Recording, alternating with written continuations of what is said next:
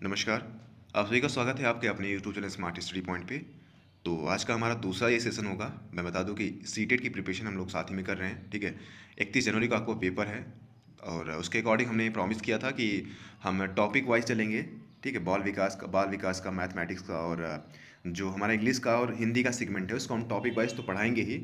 साथ ही साथ में हमने ये भी प्रॉमिस किया था कि पिछले 5 से 6 साल का मिनिमम, कम से कम 5 से 6 साल का प्रीवियस ईयर का पेपर देखेंगे, लेकिन उससे पहले हम अपना कॉन्सेप्ट एक डेवलप कर लें कि किस प्रकार से पेपर जो है वो पूछे गए हैं। जो भी मैं प्रश्न आपको करा रहा हूँ वो प्रीवियस ईयर के पेपर में जो पूछे गए हैं उन्हीं से यहाँ पे मैंने उठाया है, ठीक है, पुटअप किया है। तो इन सबको देखने के बाद जैसे ही हमारा ये कंप्लीट होगा उसके बाद हम क्या करेंगे, उसके बाद हम प्रैक्टिस सेट 25 से 30 प्रैक्टिस सेट हमारे पास है, ठीक है। प्रैक्टिस सेट कराएंगे एक, इसके बाद फिर एक क्या करेंगे, प्रीवियस ईयर का पेपर कराएंगे, ठीक है। 1 बाय 1 डे यहाँ पे चलता रहेगा। तो 5 से 6 प्रीवियस ईयर के पेपर हम यहाँ पे सॉल्व करेंगे और 25 से 30 यहाँ पे प्रैक्टिस सेट सॉल्व करेंगे और उसी के साथ में कॉन्सेप्चुअल्स वाइज, ठीक है, समझते हुए चलेंगे। तो पहले हमारा जैसे कॉन्सेप्ट क्लियर होगा। कॉन्सेप्ट कैसे क्लियर होगा, अब जैसे मैं पढ़ा रहा हूँ थोड़ा सा एक 30 सेकंड का मैं वक्त लूंगा। मैं पढ़ा रहा हूँ टॉपिक वाइज आपको, ठीक है।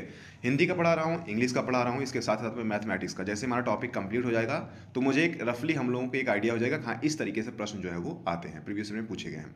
तो क्या करेंगे, उसी के अकॉर्डिंग हम अपनी प्रिपरेशन करेंगे और जब हम प्रीवियस ईयर का पेपर को जब हम सॉल्व करेंगे तो उसमें जिस चीज़ें हैं जो हमने प्रीवियसली पढ़ चुकी है तो उसमें क्या करेंगे, हमें वो चीज़ें समझ में आने में कठिनाई नहीं होगी, ठीक है। बड़े आराम आराम से उसको समझ सकते हैं। तो इसलिए इसका बेसिक पर्पज़ यही है।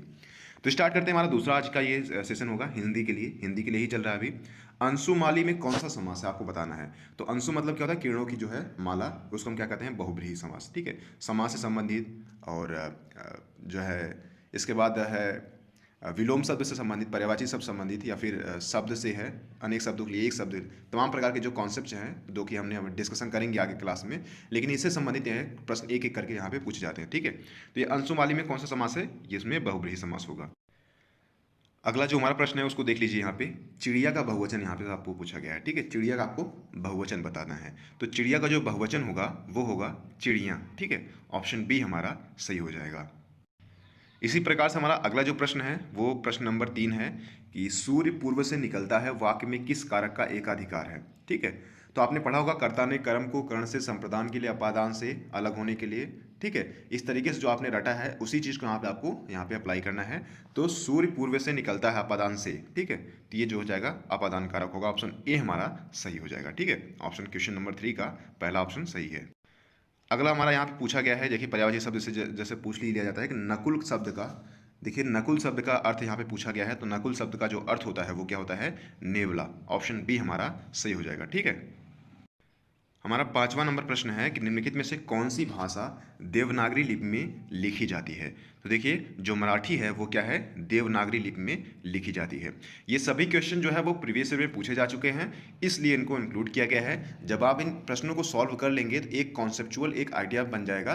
तब हम जब प्रीवियस ईयर के पेपर को सॉल्व करेंगे तो वहाँ पे वो चीज़ें अच्छी भी लगेंगी, क्योंकि हमें सॉल्व करने का तरीका पता हो चुका होगा। वो चीज़ें हमने, जैसे हमने बताया था कि सीटेट में ऐसे कई टॉपिक है जिनको आपको रटना पड़ेगा, ठीक है। कई हिंदी में हो गया या फिर कई चीज़ों में हो गया।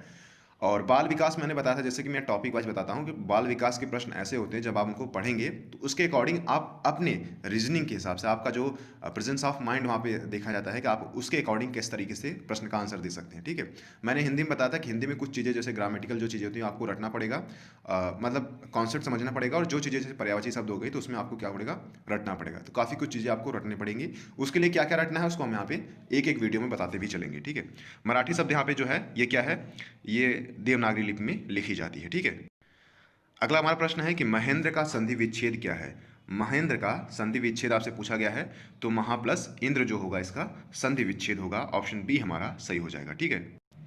अगला हमारा पूछा गया है कि जिसे उच्चारण स्थान भी पूछ लेता है कि क वर्ग का जो उच्चारण स्थान है वो, मतलब जब आप क ख पढ़ते हैं तो इस श्रेणी के जो आप भी उच्चारण करते हैं तो इनका वर्ग उच्चारण कौन सा है, तो इनका कंठ से निकलता है, ठीक है। कंठ ऑप्शन हमारा डी हो जाएगा सही। अगला प्रश्न हमारा देखिए 8वां नंबर प्रश्न हमारा है कि इनमें से कौन सा शब्द संज्ञा से बना हुआ है, विशेषण है। देखिए इनमें से कौन सा शब्द संज्ञा से बना हुआ विशेषण है। तो जो इच्छुक है ये संज्ञा से बना हुआ विशेषण है, ठीक है। इच्छुक शब्द ऑप्शन हमारा ए जो हो जाएगा वो सही हो जाएगा। अगला हमारा प्रश्न है शुद्ध वाक्य आपको चुनना है। प्रश्न नंबर 9 है, शुद्ध वाक्य आपको चुनना है। देखिए यहाँ पे बताया गया है कि आप शायद राजस्थान के रहने वाले हैं। अब यहाँ पे क्या है कि रहने वाले हैं, तो यहाँ पे क्या हो रहा है, प्रश्न पूछना है कि यहाँ पे क्या है कि एक तो संशय भी बना हुआ है प्रश्न में, आपको दिखाई दे रहा है, और साथ ही साथ में क्या हो रहा है, अब कई बार हमको लगता है कि ये वाला, कई संशय तो ये वाला तो नहीं है। अब देखिए यहाँ पे ये क्या लगेगा, तो यहाँ पे जो है प्रश्नवाचक वाक्य है, तो इसलिए लास्ट में जो है के आगे प्रश्नवाचक चिन्ह लगेगा। ऑप्शन डी हमारा सही हो जाएगा। ठीक है, अगला हमारा प्रश्न है कि एक ही समय में वर्तमान, एक ही समय में वर्तमान, यहाँ पे अनेक शब्दों के लिए एक शब्द आपको प्रयुक्त करना है, तो जिसे हम क्या कहते हैं, एक ही समय में वर्तमान मतलब समसामयिक, जिसे हम अंग्रेजी भाषा में करंट अफेयर्स भी कहते हैं। ठीक है, एक ही समय में वर्तमान अर्थात समसामयिक। ऑप्शन तीसरा हमारा सही हो जाएगा। इसके साथ ही साथ में आपको ये बात का ध्यान रखना है कि आप जो है जितने भी क्वेश्चंस अटेम्प्ट करते हैं उनमें से कितने क्वेश्चंस जो है आपके सही होते हैं, या फिर कितने प्रश्न आपको ऐसे लगे कि हाँ एकदम ये तो कर ही लेके जाऊंगा। ठीक है, अगर आपको सरल लगता है तो डेफिनेटली आप कमेंट बॉक्स में इसको पुट कर सकते हैं, तो मैं उसके अकॉर्डिंग जो है देखूंगा। ठीक है, ये चीज़ें काफ़ी अच्छी चीज़ें होती हैं कि आप यहाँ पे देखिए, अगर पहले सॉल्व कीजिए, वीडियो को पॉज कर सकते हैं, या फिर अगर स्पीड ज़्यादा हो तो उसकी स्पीड कम कर सकते हैं, या फिर अगर आपको स्पीड धीरे लग रही हो तो आप यहाँ पे एक ऑप्शन होता है, उसके अकॉर्डिंग आप दूसरी दोगुना स्पीड जो है बढ़ा भी सकते हैं, तो आप पे डिपेंड करता है। अगला जो हमारा है वो 11 नंबर यहाँ पे है कि पूछा गया है, यहाँ पे पूछा गया है कि प्रत्युत्पन्नति, माफ कीजिएगा, प्रत्युत्पन्नमति का अर्थ क्या है। प्रत्युत्पन्नमति का अर्थ क्या है, जो तत्काल सोचकर उत्तर दे सके उसी को कहते हैं प्रत्युत्पन्नमति। ठीक है, इसी को ऑप्शन डी हमारा, जो तत्काल सोचकर उत्तर दे सके उसी को कहते हैं। ठीक, ऑप्शन हमारा डी सही हो जाएगा। अगला हमारा है 12 नंबर क्वेश्चन है कि आँख नदीदा काढ़े कशीदा लोकोक्ति का क्या अर्थ है। लोकोक्तियाँ भी आती है, इसको आपको ध्यान रखना है।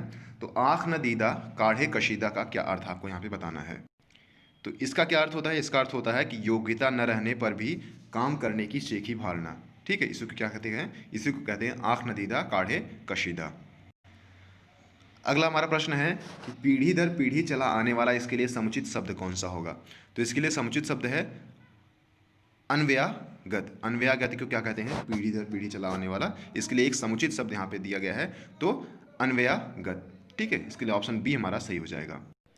अगला हमारा प्रश्न है 14 नंबर प्रश्न हम देख लेते हैं कि बच्चे बस से पाठशाला जाते हैं। बच्चे जो है वो बस से पाठशाला जाते हैं, तो से है यहाँ पे, इस वाक्य में कौन सा कारक है, कर्ता ने कर्ण से संप्रदान के लिए यहाँ पे कर्ण हो जाएगा। ठीक, ऑप्शन बी हमारा सही हो जाएगा।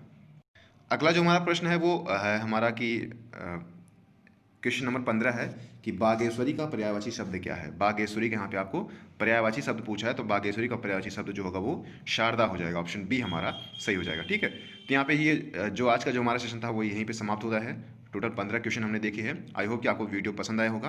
अगर आपको इस रिलेटेड आपको कोई भी कन्फ्यूजन हो तो आप हमसे इंस्टाग्राम के माध्यम से जुड़ सकते हैं, जहाँ पे आप अपने प्रश्न को यहाँ पे रख सकते हैं। फिर ठीक है, या फिर आप कमेंट बॉक्स के माध्यम से भी अपने प्रश्नों को या फिर जितने आपने अटेम्प्ट किया है उसको बता सकते हैं। ठीक है, तो thank you so much, keep loving, keep supporting and keep stay with us. Thank you so much.